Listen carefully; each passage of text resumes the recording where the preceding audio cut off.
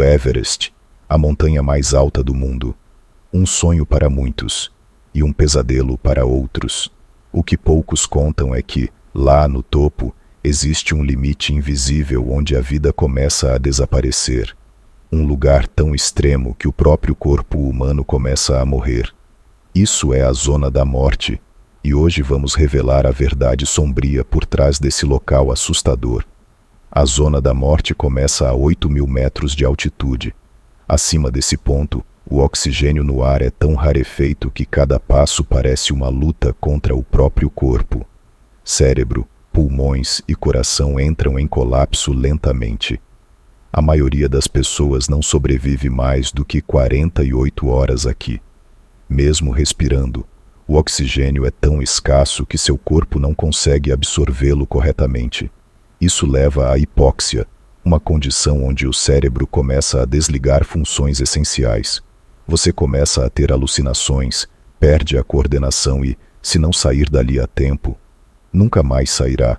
Se o oxigênio não te matar, o frio extremo pode fazer isso ainda mais rápido. A temperatura na zona da morte pode chegar a menos 60 graus Celsius, suficiente para congelar pele, órgãos e até o sangue nas veias. Muitos alpinistas morrem de hipotermia antes mesmo de perceberem o que está acontecendo. Talvez o detalhe mais macabro da zona da morte seja esse. Os corpos nunca descem. Resgatar um alpinista falecido aqui é praticamente impossível.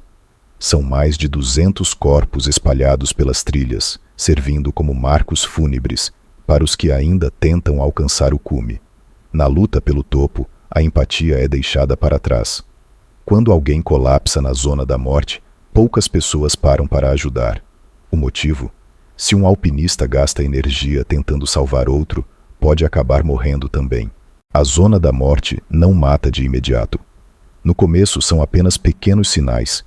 A respiração mais difícil, a visão começando a ficar turva, um leve desequilíbrio. Mas esses detalhes podem ser o início do fim. O corpo está falhando e a mente nem sempre percebe.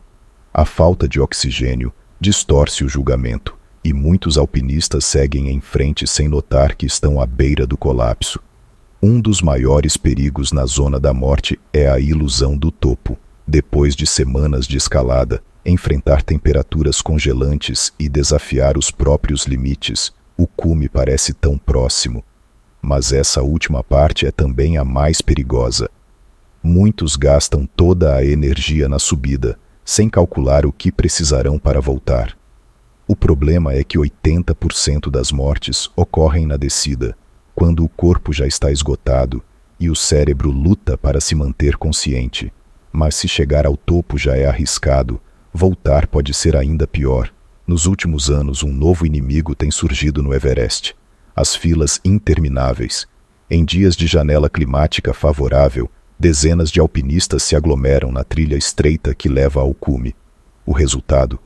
Horas e horas de espera em um ambiente onde cada segundo pode significar a morte.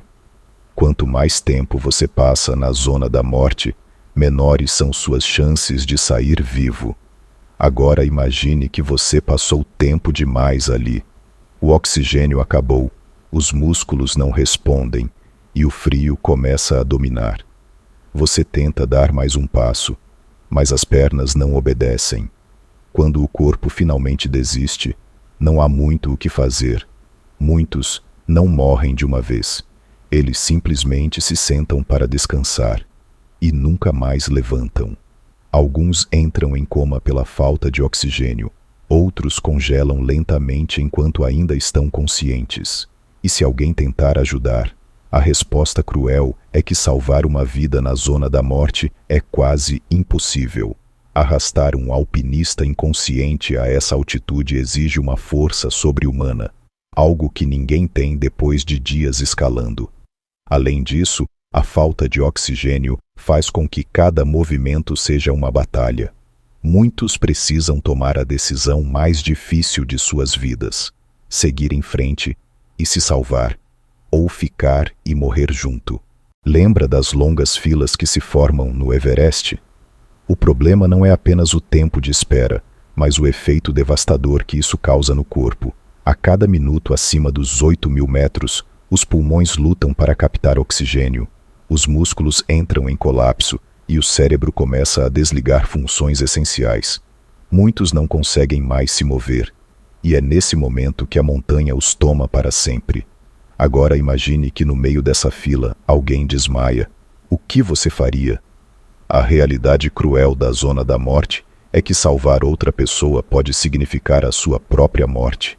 Os resgates são quase impossíveis porque o peso de um corpo desacordado, somado à falta de oxigênio e ao esgotamento dos alpinistas, torna qualquer tentativa de ajuda extremamente perigosa.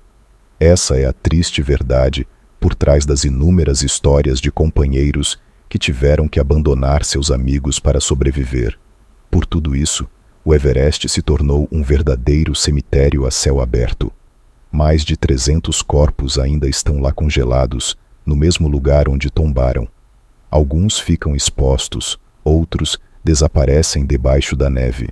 Mas todos carregam a mesma história, a luta até o último suspiro contra a montanha mais mortal do mundo.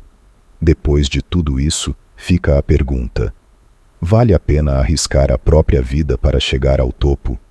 Muitos dizem que sim, que a glória de pisar no ponto mais alto da Terra justifica qualquer sacrifício. Outros acreditam que a verdadeira vitória é voltar para casa. Mas a montanha não se importa, ela continuará ali, impassível, assistindo a novas tragédias se repetirem ano após ano.